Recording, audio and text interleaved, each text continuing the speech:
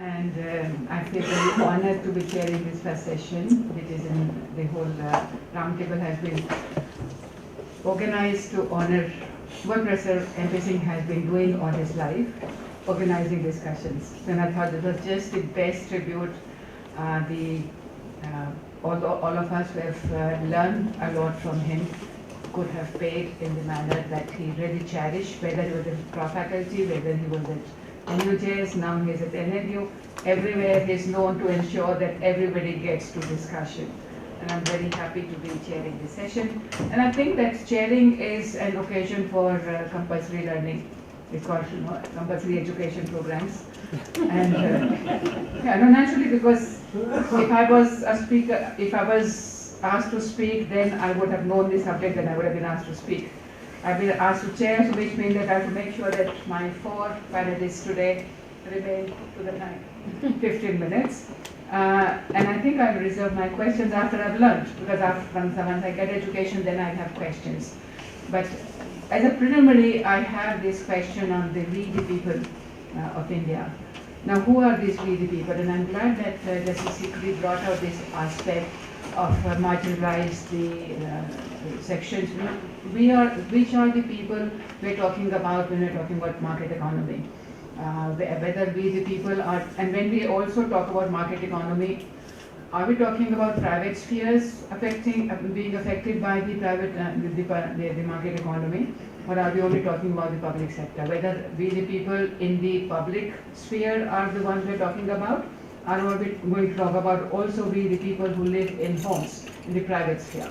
If we were to go by Justice Vidya-mitra's understanding of constitutional scheme, we the people, the women in India who are living in their homes are not entitled to equality, because personal laws are constitutional despite the fundamental right to equality. So somewhere I certainly would want to learn about how we the people who are living within the private spheres are being affected in the private economy, whether it is how does the environment affect we the people living in the homes, whose primary sphere is homes, and in the private sphere, how are we getting affected? So I'm certainly looking forward to this session and being educated on various aspects of it. The first speaker listed is Dr. Nupur Chaudhary. She is Assistant Professor from JNU. Nupur Chaudhary is Assistant Professor at the Center for the Study of Law and Governance at JNU. Her current research work includes a qualitative study of urban environmental activism in India, evolving jurisprudence on environmental risk regulation in India, and the design regulatory institutions, environment and public health in a federal polity.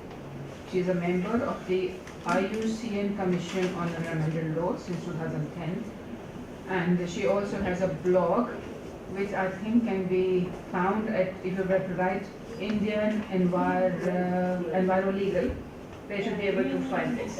No, I'm just saying, no, if it was search, because I did not read the whole citation, but if they do a search of Indian Enviro Legal, I think you will get her blog and you can follow her on her other writings there as well. I'll introduce the names of the other speakers and introduce more details about, okay, the names are already here, so I'll introduce them as and when they speak. And 15 minutes is the time limit that we're looking at, so that we can have discussion at the end of it. Yes, I have a PowerPoint. Somebody can organize that for her? PowerPoint. Do you have a pen drive? Yeah, I have some. Yeah. You have to move the computer to your podium, and you can do that.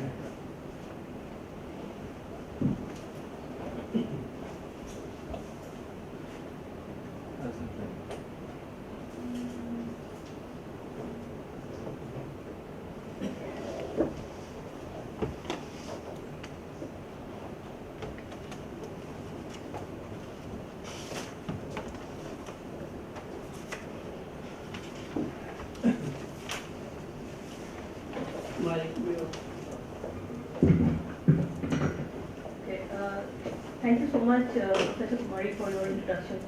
And thanks, Prabhash, for having me here. I'm delighted to be here. This is a rare opportunity that we get to publicly thank our teachers. So I'm very happy to be here and just talk a little bit about one aspect of my research. So my presentation today is it's about the environmental jurisprudence of the Supreme Court, and I'll be looking at 3 cases specifically in terms of highlighting that jurisprudence. So I begin with the hypothesis. What is the hypothesis that I'm trying to defend today? It's that the courts, the apex courts, obsessive pursuit of the writ remedy, and this has been largely to the exception of other kind of remedies that could have been pursued by the court to deal with environmental harm, has limited the ground impact of environmental jurisprudence in India. So this is what I'm trying to argue and prove to an extent to your satisfaction. And what is the methodology that I pursued this hypothesis with? For like the hypothesis explored through 3 landmark cases of the Supreme Court, quite old cases. The Oleum gas leak case, which came up right after the Bhopal gas leak case.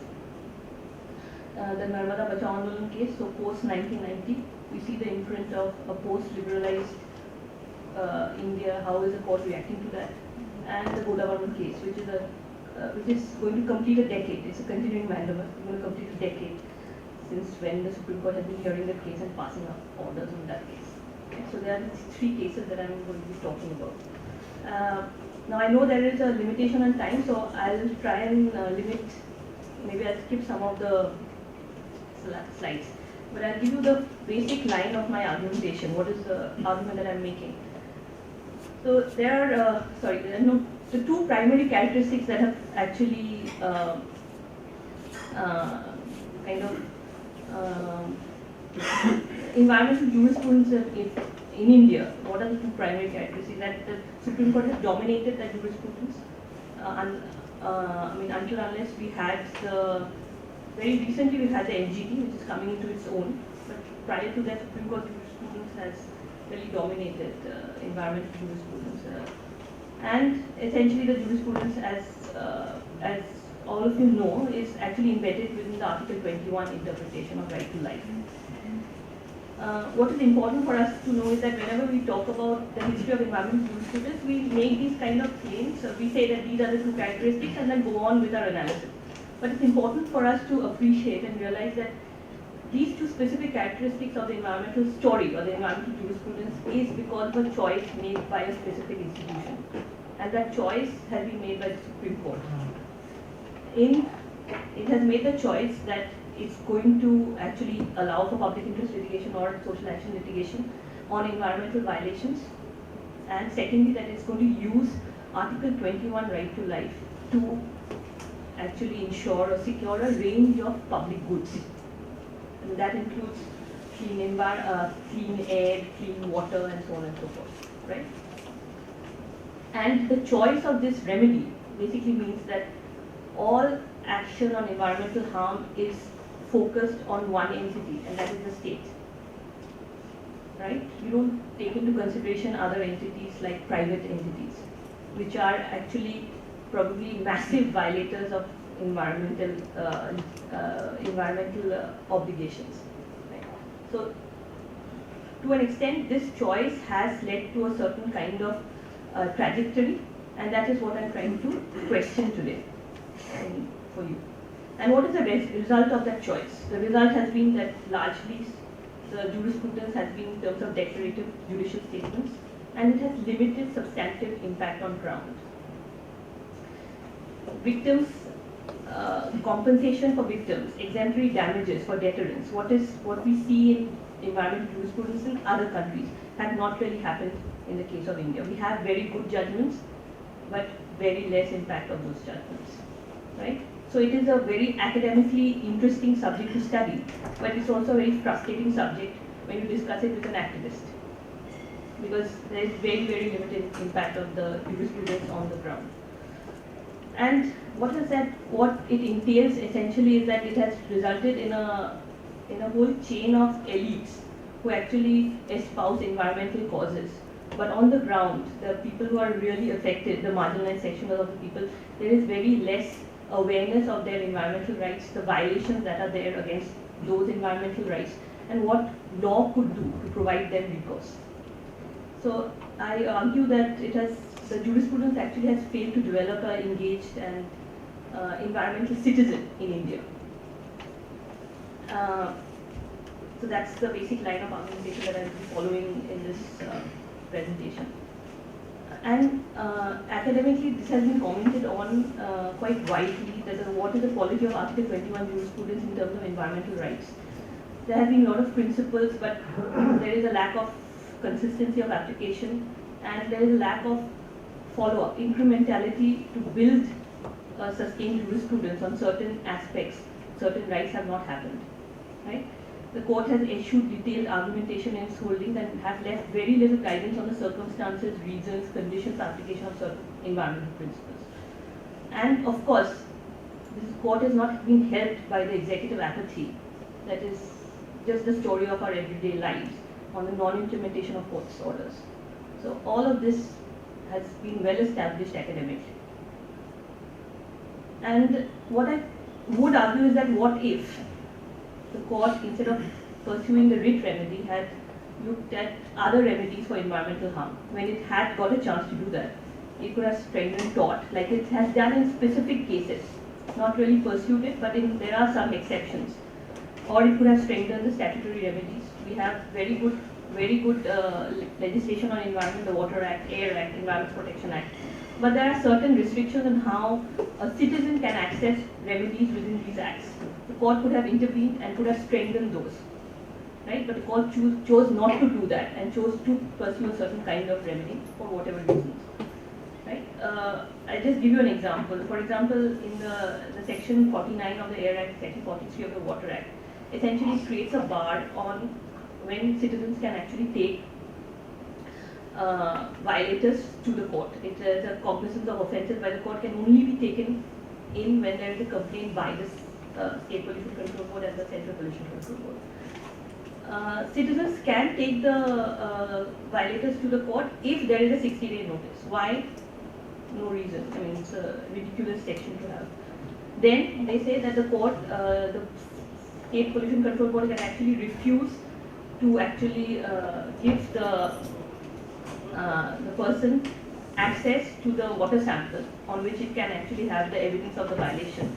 By the State Pollution Control Board, it can refuse access on public interest. So I leave it to your imagination on what is the reason to have these kind of ridiculous sections and why the court does not intervene and actually strengthen and do away with, give a very good interpretation of these sections to do away with this section, essentially nullify these kind of sections. It doesn't make any sense, but the court has not done that. I won't go in depth. I'll just stick to those three cases that I want to make. Those are the case studies that I want to present. So first we come to the Oleum gas leak case. Essentially it's closely coming in the heels of the Bhopal gas leak. And what is on the Supreme Court's mind is atonement. As all of you know, the Supreme Court did not match up to what the expectations in Bhopal gas leak case. So the Oleum gas leak case, the Supreme Court wants to make an example of what should be done when there is massive violation, environmental violation leading to death and so many people. The scale of tragedy is humongous, and Supreme Court did not match up to what was expected. Supreme Court wants to do something in Oleum gas leak case. Essentially, what are the facts of the case? Very briefly, there is Shriram Food and Fertilizers, and there is a writ petition against them for closure of that industry because it's hazardous to the community. And during the pendency of that case, there is a gas leak. The Supreme Court, there was a 3-bench judge that was hearing this case. They refer it to a 5-bench judge, saying that there are a lot of constitutional questions which needs to be settled, and therefore we refer it to the larger bench, right? And there are essentially 3 areas that the court is basically, the constitutional bench is called on to settle. What should be the ambit of the Supreme Court's jurisdiction in Article 32? And can application for compensation be maintained when essentially Article 32 is about a fundamental right violation and a writ remedy for that? Whether Article 21, as was mentioned by the Honourable Judge, what is the definition of the state in Article 12, and whether you can sue a private entity for a fundamental right violation. So that is the second issue. And then of course, whether you can use the Rallen versus Fletcher strict liability rule, or do you need to make enterprises or legal persons accountable for absolutely accountable, absolute liability rule. So these were three questions. Of course, the court says that it has all the powers under Article 32 to come up with a new remedy to actually make sure that the law has enough force to make sure that a fundamental right violation does not take place. So it says that Article 32 is not a limitation. It actually allows the court to come up with a new remedy. So essentially, it bolsters its powers. But if you come to the definition of the state, this was one of the major issues in the legal issues in this case. The court has fairly detailed discussions on how a private enterprise can be made liable for Article 32 violation if it's actually looking at, if it's an instrumentality of the state. So it uses certain arguments. But then it comes to, very interestingly, it comes to the conclusion that I will quote what they are saying. They are saying, but we do not propose to decide finally at the present stage whether a private corporation like Shriram would fall into within the scope and ambit of Article 12. Why do they not want to discuss? Because they don't have sufficient time to consider and reflect on this question in depth. We are therefore of the view that this is not a question on which we can make a definite pronouncement at this stage. Whereas they have been precisely called upon to make that definitive statement, actually, pronouncement. But they eschew their responsibility by saying that they don't need to decide it at this time. The court essentially shies away from making a positive statement on this because it's impossible to have a positive finding on whether the constitutional framework or the imagination of the constitution will not possibly allow holding under Article 12 a private corporation liable for fundamental rights violation. So they don't go ahead and make that case. Right? So essentially you have this case where they could actually come up with a very, very clear pronouncement, but they don't make that pronouncement. But they go ahead and make a very nice rule on absolute liability and say that the corporation should be held liable, absolute liable, when it's actually indulging in hazardous activities.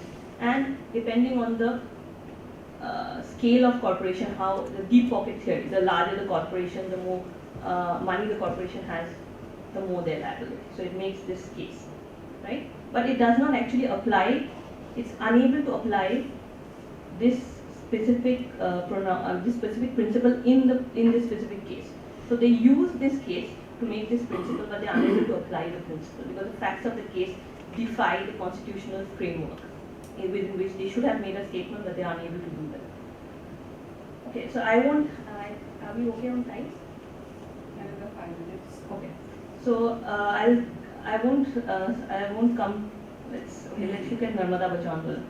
Essentially, again, Narmada Bachau, I'm sure all of you are aware. It's basically challenging the many dams. But basically, this specific case was on the Sardar Sarovar project, and it's challenging the height of the dam and the idea that when the permission for the dam was being given, there is no environmental impact assessment that was done for this case, and that should have been done, right? So essentially, here again, the Article 21 interpretation is, what is interesting is that this case kind of highlights the limitations of Article 21 interpreting it to actually ensure certain kind of environmental public goods. Now we have an Article 21 interpretation which guarantees a range of civil rights, right? And that is essentially a nature of restraint. It restrains state from taking a certain kind of action which would violate the fundamental right of a citizen, of a person. So environmental public goods is not in the nature of civil rights. It actually is a positive entitlement. It requires a certain positive obligation, action on the part of the state to create and deliver such public goods. And the court is always confronted, when you make an Article 21 interpretation, the court is always confronted by this choice. When the executive makes the argument that we also need to deliver development, we also need to deliver employment. Those are also public goods that the state has to deliver. And the court therefore always has to make a choice between one public good versus the other. And the choice will always be, given the context of a country, of our country, a developing country, the choice will, in most cases, go in favor of economic development, employment generation. So environmental violations are then just reduced to actually a denial of one public good against the other. And it shouldn't be the case, but the interpretation of the Constitution in a certain manner by the court has made this choice inevitable, right? And of course, at an academic level, this seems like a false trade-off between economic policy imperatives and a set of environmental public goods. But it assumes significance because at a micro level of specific cases, the court is confronted by this choice, and court then has to kind of give in to what the executive is saying, which means that the state not only needs to look at environmental, clean air, clean water, so on and so forth, but also employment generation, economic development. So the choice is then that, and the state should be allowed to make that choice, what it wants to go with, and the court has to respect that choice, right? So this is a kind of a conundrum that the court of its own making, right? Okay, I'll skip we have some time. So let's talk about the Godavarman case. Essentially, what is the Godavarman case about? It's Supreme Court has basically taken over regulation, forest regulation for the entire country through this Godavarman case. It's a open, continuing mandamus, been open since 1995, and there is a complete ban on felling of trees with a few exceptions. And the court is, there is a separate central empowered committee of the court, which is basically tasked with following up, enforcing court orders, and actually also receiving interlocutory applications. So there is a complete bureaucracy that the court has created to look at forest regulation. The bureaucracy which has actually, in fact, made the Ministry of Environment and Forests to a large extent toothless when it comes to forests, right? So I'll give you an example of one order of the court, the National Environmental Regulator. The court has been wanting a National Environmental Regulator for a long time. It has passed many orders. And essentially the court is saying that there is a lack of administrative distance, which is a very old argument between MOEF and the expert bodies. And because there is a lack of administrative distance, essentially it leads to ad hocism. The MOEF very easily overrules expert bodies, and the decisions for giving approvals, any kind of licenses are granted very ad hoc, in a very ad hoc manner, right? So the court is saying we need an independent environmental regulator, and the court has ordered the MOEF to appoint an independent environmental regulator under section 3.3 of the Environmental Protection Act, which is the which was passed post Bhopal, the most important environmental legislation that we have. Now section 3.3 interestingly is the section under which the court wants the MOEF to appoint the environmental regulator. But can section 3.3 allow for an independent environment regulator? No, because section 3.3 of the EPA empowers the central government to delegate authority to a separate body that is subject to the supervision and control of the central government. So essentially it's a contradiction. You can't have an independent regulator because the current regulator has also been appointed under that section, and that section will not allow for independent regulator. Do you understand? It's not possible to have an independent regulator under section 3.3. But the court obviously cannot go ahead and suggest to the MOEF that you have a separate, you actually have separate legislation on this. The court will breach all institutional, breach all separation of powers, everything, if it actually says that please have a separate regulator, independent regulator, but please have that regulator under some other article of the Constitution that allows for an independent regulator. It is actually restricted by the legislative mandate under the Environmental Protection Act. But the legislative mandate does not allow for an independent regulator. So these kind of contradictions are inherent and actually forces the hand of the court over and over again, right? So I want to conclude by reiterating my argument that the Supreme Court, being a constitutional court, is obsessed with constitutional remedies. There are many other kind of remedies for environmental harms, and that should be explored. And I also think that to a large extent, this narrative is a result of the institutional ambition of the court, which is when it's faced by executive apathy, it wants to be looked at as a doer, which can deliver certain public goods.